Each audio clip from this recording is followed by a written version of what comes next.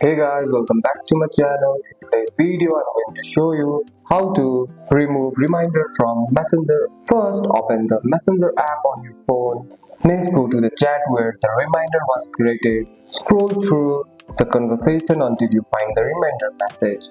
Once you find the reminder message, tap and hold on the reminder message. Once your menu will appear on your screen, tap more. You can find remove, delete or cancel reminder depending on your messenger version. In mine, it's on pin.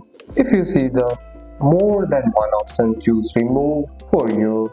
This removes the reminder from your messenger app without affecting the other person's chat. If that reminder is still active, messenger may ask you to confirm. Tap confirm or delete. Now the reminder will no longer send you notification. If you want to remove all reminder notification, here's another option. Go to the icon settings, scroll down and tap notification, find messenger and tap it, then turn off time sensitive notification or allow notification, and that's it. That's all for today's video guys. If you found this video helpful, drop a like and subscribe for more videos. Thanks for watching. See you in the next one.